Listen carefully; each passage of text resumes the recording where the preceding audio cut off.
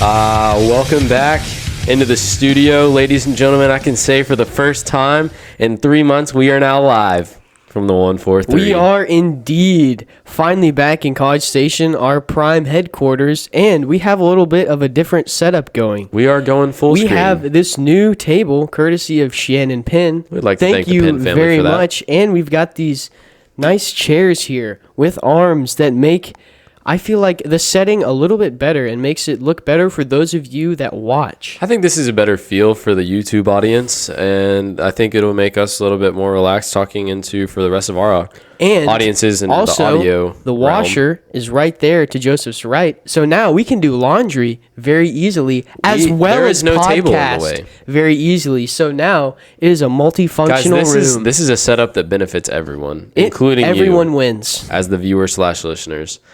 We have a baseball show for you today because Nick and I are in the mood to talk some baseball. And nothing football related is happening really, right yeah, now. there's nothing going on. And right last now. time I checked, since it's our show, we get to talk about what we want. That would be a fact, Nick. That would be a fact. We have recently finished a show, Derek Jeter's show called The Captain. What a good one. It is a good one. Give it a watch. Derek did a good job, as well as his team, about him and his career, his life in general. One of the most iconic baseball players, I think, in history. So him finally getting a show was an amazing thing, and obviously I agree. It was very popular. Well, when you win 6 championships, kind of like MJ, you get your own show. Yeah. That's how it works. Moving on, we're going to jump right in. We are going to jump right in. So we're going to shed some light on one of the, if not the greatest pitcher, greats. if not the greatest pitcher of all time. I believe he is the greatest pitcher of all time.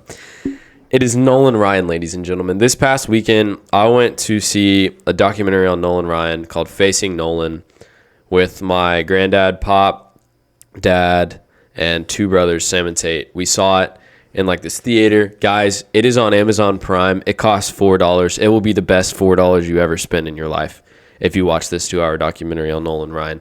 But the stat of the week is about Nolan Ryan, brought to you by our sponsor, Andrews Logistics.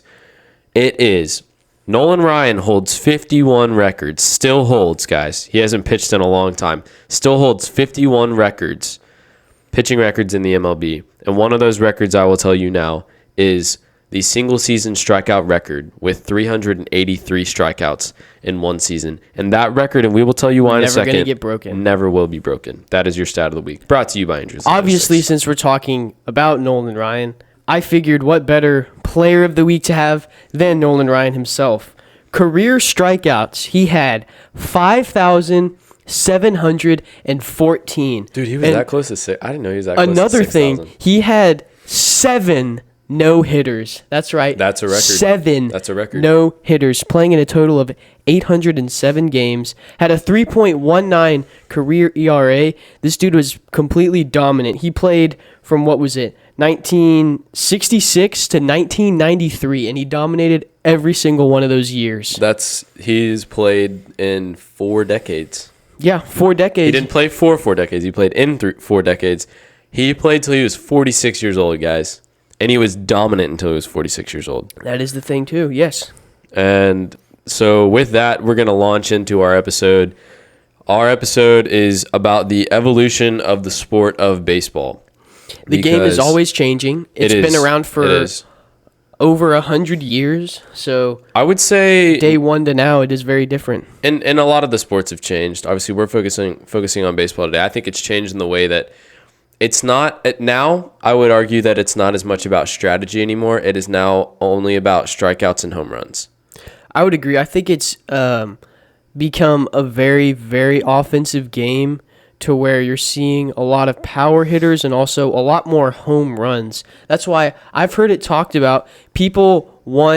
I've heard some people say that they want outfield fences to be moved back so that there's less home runs, more doubles, and more triples, because that would make the game more interesting to watch. It's gotten to the point now where we have the shift, right? And so when a left-handed batter gets up, they all shift over to the right side of the field because he pulls the ball. Used to, when that would happen, like when everybody is on the other side of the field and you're leaving the opposite side of the field wide open, used to they'd slap bunt down the other side so they could get an easy single, right? Maybe double if they're lucky. But nowadays they don't even care and they still try to hit it. They over. still try and rip it. Like And they take pop Joey out. Gallo for example. Joey Gallo is they the literally best line example. up like all 7 fielders to the right side of the field. Everyone other than he the pitcher and the catcher. And he still will try and rip a nuke into right field, and he gets out every time. That's why his batting average with the Yankees was so bad, and that's why he stunk and is now no longer playing for the Yankees. He is now playing for the Dodgers, and he has been traded a couple times. But what I will say is I don't necessarily... Okay, I miss the way that baseball used to be played. I miss one thing how it used to be. The captain brings up is you see the rivalry between the Boston Red Sox and the New York Yankees, and that's probably going to go down as one of the biggest rivalries of all time in sports history. Like those two teams from what was it, the early 2000s, up until like 2010. They just absolutely hated each other. They still kind of do, but... I mean, they still do, but then you, like, see Big Papi and Alex Rodriguez, they're, like, broadcasting together, which... That will always confuse me, how you can get those two to work in the same room. There will, like... It's like this. There's so many trades, and there's no loyalty. There's no loyalty anymore. That's one thing the captain... Derek Jeter's a Yankee for life, guys. Yeah, he grew up a Yankee fan. Like, Yankee he always wanted to be a Yankee. That's called loyalty. When we leave teams to chase money, that's not loyalty to a team. That's loyalty to your bag. Go ahead, get your money, whatever. But it's not like the rivalries aren't intense anymore. There used to be all of these divisional rivalries, like the Cardinals, Cubs. Everyone just jumps around teams now. So like, there's really it's like there's rivalry with the fans, but there's really no rivalry with the players. And everyone's like trading jerseys after the game, like. Yeah, all buddy and all this junk. So Nolan Ryan, this is cool. Nolan Ryan, first of all, this is how the game has changed right here, guys. Nolan Ryan would be mad if you tried to take him out of a game. Nolan Ryan was disappointed if he didn't finish the game as a pitcher, and now you are lucky to get 5 innings out of your starting pitcher. That's facts. I think one thing that I'm glad you brought up Nolan Ryan, because I got something right here that was said by one of the baseball greats, Reggie Jackson. He said, Ryan's the only guy who puts fear in me, not because he can get you out, but because he can kill you. It's because back then, pitchers were absolute dogs, dude. They were not afraid. He threw it at him. They would throw 150 pitches a game, wouldn't care if their arm falls out, because that's just how it was back then. But now, like Joseph said, you're lucky to get 5-6 innings out of your game. Guys knew you don't bunt on Nolan Ryan. You know why? Because if you tried to lay down a bunt on the next dude is going to die. He threw it at him at their head. Like, he didn't care, dude. And now it's like everybody is... Yeah, I'm going to say wimpy. So we've seen, like, all these injuries this season. I've seen guys out Javier Baez had, like, thumb soreness, so he was out for, like, 3 games I saw one, and I don't remember who it was. It was a pitcher. One of them was out due to a fingernail injury. That's just dumb. A fingernail injury, guys. Also, like, earlier this season, the Mets threw a combined no-hitter, and that was, like, a huge deal. But the thing was, the no-hitter that was thrown before that by Johan Santana, which was in 2012, he threw it by himself, and it took a total of 134 pitches. Whenever the Mets threw their combined no-hitter, it took 5 pitchers and 159 pitches. Also, guys, I'm sorry, but combined no-hitters to me are not, like... In my opinion, it's not that cool. That should not be a stat. A combined no-hitter. Like, it's more impressive when you have one guy. Like, I don't understand why we're counting combined no-hitters. This is just how watered down the game has been. Like, it used to be like, oh, pitchers throwing no-hitters. Like, one pitcher throwing the entire game a no-hitter. It's impressive. When you bring in 5 different pitchers, yeah, they're all pretty warm and they're all pretty loose and refreshed because they're not pitching full 9 innings. So they should be sitting down batters. They shouldn't be giving up hits. So impressive is because once you hit that 6th or 7th inning, dude, that pitcher's arm is hurting, dude. It's starting to feel like a wet noodle, but he's still in there and he's still dogging it the rest of the way through. It's crazy, and it's just like a Tommy John age where, like, you know, if your arm's hurting, you might have to get Tommy John surgery, and then you're out for like 80 games just on the possibility that your arm might be like permanently damaged. Like, I think people's arms are wearing down faster, not because of anything they're doing in the major leagues, But I'll tell you this. This is a theory, and we've talked about this. I think that the reason that pitchers' arms are wearing out faster, they're having to get Tommy John at like ages. Tommy John surgery is an arm surgery, by the way, for pitchers. They have to get it when you wear your arm out. And they get it at like 20, 25 years old. It's because when they're like 10 years old, their dads are making them throw curveballs in Little League. Yeah, they got to figure out how to throw curveballs and sliders and stuff. When your arm is not developed and you're doing the snapping motion just over and over, it absolutely murders your elbow. Kills your arm. It kills it. It's absolute death. And so I agree 1,000%. It's because the game period has changed, not just in the MLB, but just like it trickles all the way down. That's one thing. Yeah, because I think baseball just, unlike any other sport, affects all the way down. Like, whenever it changes, it just changes all the way through and through. I mean, baseball is one of those sports you start playing at 4 years old. Like, I know we started playing T-ball, when we were 4 years old. Mm-hmm. And, like, it throughout, that's how it is now, is people are being, like, pitch counts are become a thing. Well, pitch counts did not used to be a thing. Biggest thing. Nobody cared how many pitches you had. The biggest thing, I think, that people were talking about with the pitch count thing and about whether or not you should take better care of your pitcher's arm. I remember that was a big controversy earlier in the season when Clayton Kershaw was perfect through 7. That was ridiculous. And the 8th inning rolls around. Lo and behold, Clayton Kershaw is sitting on the bench. Obviously, after the game, when they interviewed him, he said all the right things. He's like, it's up to the coaches. He's a good dude. I'm just trying to do the best I can for the team, and if the coach saw fit to take me out, then that's good. But, like, the thing is you look back in the day, if they're perfect through 7, like, you're going to leave them in. And if I'm a pitcher and I'm perfect through 7, I would be furious if you take me out. It wasn't that he was throwing a no-hitter. It was 7. that he was perfect. He had seven innings through that 21 batters he'd faced and sat them all down. No walks, no nothing. Perfect games just don't happen anymore. There's only been 24 in history. I think the last one was that Felix Hernandez and like. When was that? That was a while ago, 2016? Something like that. Yeah, I remember that one. It's just ridiculous that you would even pull a pitcher. Like, going back to Nolan Ryan, because that's who we're basing this episode off of. If Nolan Ryan was throwing a perfect game, first of all, and you were, like, not smart enough to, like, if you were dumb enough to try to take him out of the game at that point, Nolan Ryan would probably kill you right there on the mound. Well, also, it was a regular thing for pitchers to hit 110, 115 pitches. Like, I mean, starting pitchers. It was a regular thing for them to get that high up in the pitch count. Now, when they get to, like, 80 or 90, they're like, oh, well, maybe we should take him out or whatever. Used to a bullpen was just in case, and now it's, like, necessary. Like, you need, 15 guys in your bullpen. I don't know how many guys are actually in the bullpen, but there's a lot. Well, because you would have – well, because there was no such thing as a reliever. You had a starter and a closer, and that was it. And you had a couple just-in-case relievers. Yeah. But, like, the reliever position, like, was never really used. Right. Obviously, it existed, but, like, you had... It was not utilized a whole lot. At all. Now, people will go through 3-4 pitchers a game, and that's normal. I don't like the way that the game has changed pitching-wise. I love seeing the starters out there for as long as they can go. Like, when I see clips of, like, a pitcher getting mad because he went out of a game, that's what I love to see. Like, pitchers should not want to be taken out of games that they start. I agree, yeah. They should want to fit, because when you're pitching and you create a mess on the bases, there's no better feeling than getting out of that inning without allowing a run. And, like, pitchers can't do that anymore. If they load the bases, they're taken out of the game. Doesn't matter what inning it is. Like, if the manager loses confidence in them, they're gone. So, from a pitching perspective, the game has changed, and I don't love it. I mean, like, watching this documentary on Nolan Ryan, I wish it was more like that.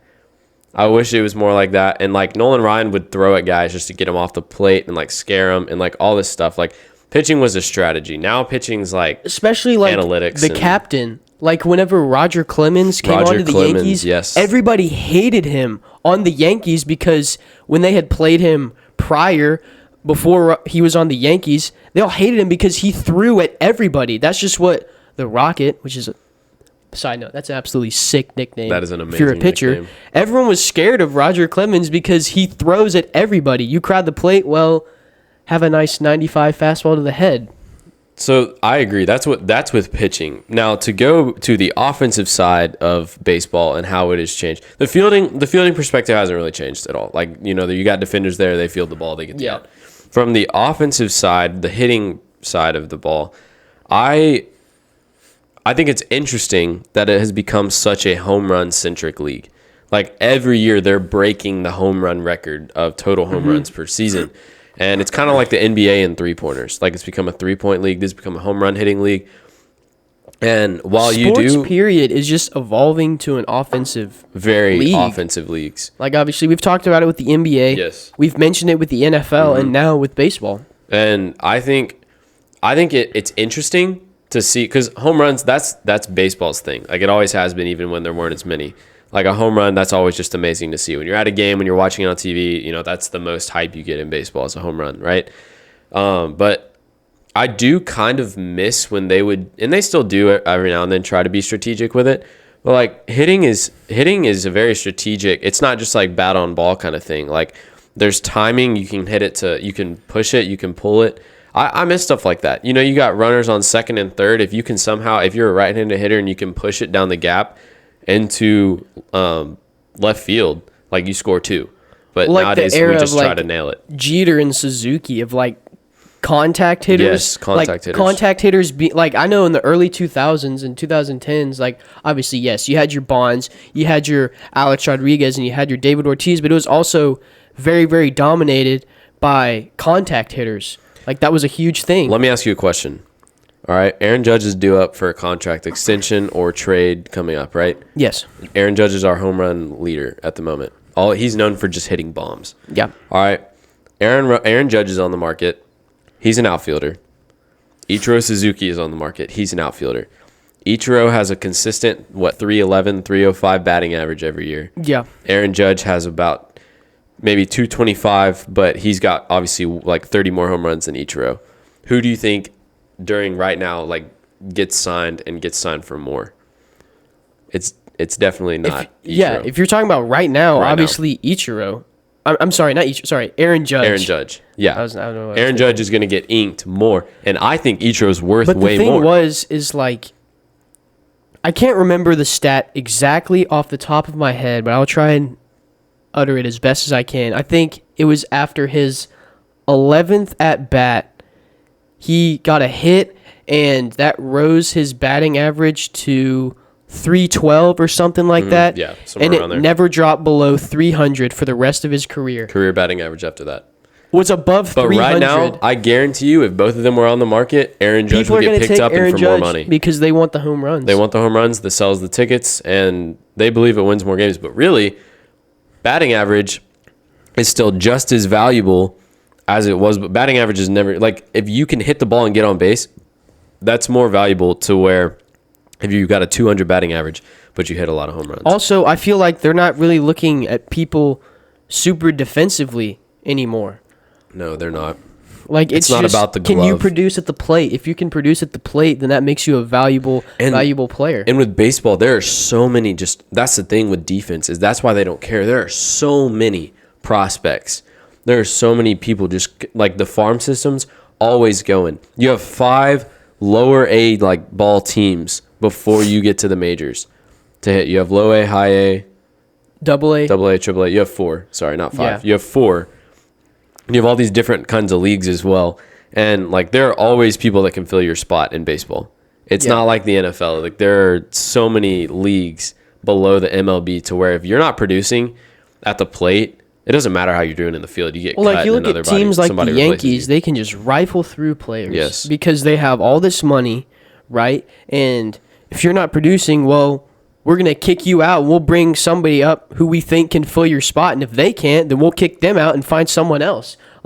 It's just so easy to find new players these days. Yes. So, home runs are valued. They're valued way more than contact hitting, consistent hitting. Do you like it or not love it?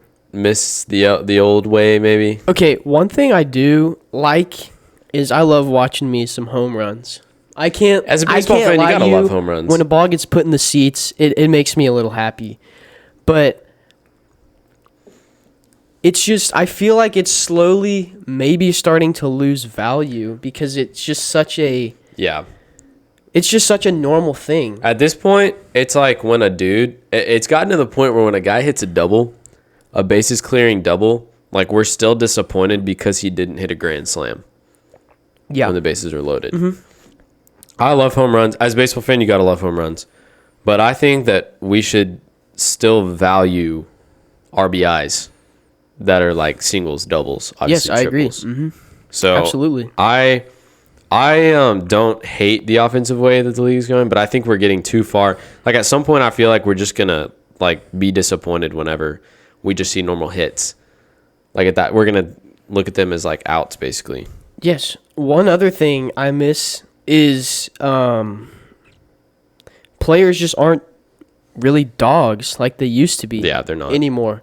Like in every sport. One particular scenario. This is like one of my favorite moments to remember. It was when back in 2018, CC Sabathia was 2 innings away from getting this 500K bonus, and he gave it up because he started throwing at batters because that's what because they were playing the Rays, and the Rays pitcher was throwing inside pitches and hitting some of their guys. So what does CC Sabathia do the next inning? He hits the first 2 guys and he gets ejected. And he was 2 innings away from getting a $500,000 bonus. He didn't care about the money. He cared more about his team. Yeah. He was a team player. That's what the old Yankees. That's what the Yankees and the guys that played with Derek Jeter. That's what they were good at. Well, because they were good at that. That too. The other thing is like in this particular moment, they had already issued warnings to the bench. So as soon as CC threw that pitch, he immediately just starts walking off the mound because he knew exactly what he was doing and exactly what it meant at that particular moment. We need more passion for your team. We need more loyalty to your team. Yes. Not just in baseball, in every sport. Like, I'm tired of the money chasing and I'm tired of the trades and all this stuff. Like, I think we just need to, like, I'll go to the NFL. Like, guys like Patrick Mahomes, Tom Brady, like those guys that'll, like, put the team first. Like, when you get drafted, stay there.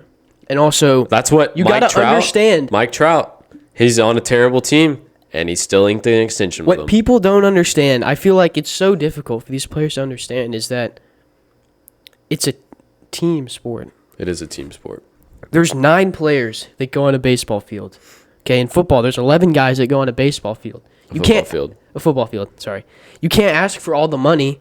Exactly. Because you need guys around you. And baseball is like, if you don't have one of those guys, you have a spot that's wide open. Like, you have to have every single one of those 9 guys playing very well at their position. For example, the Rangers, we have 2 of the best we have one of the best middle infields in the game. We can't even get to 500. The other 7 positions are struggling. Yeah, exactly. So I think I will always love baseball. I will always be a diehard baseball fan. Yes. But there's just some things that we've got to change, I think. And it can get back to the way it was. Obviously things are just always changing. Sports are just always changing. Constantly evolving. And we are there for all of it because we are under review and we are timeless. We will be giving our facts forever. Yes. So, here as we like to end our shows on Under Review, we like to bring to you a inspirational quote brought to you by The Express, Nolan Ryan. Since this episode was inspired and centered around this man, what better way to end it than with the man? There is no better way. Enjoying success requires the ability to adapt. Isn't that the truth? That it does. And we have to adapt to the way that baseball is changing. Adapt and overcome. Thank y'all for tuning in this week. We are happy to be back here in the 143. Yes, we are. And we will see y'all next week here on Under Review.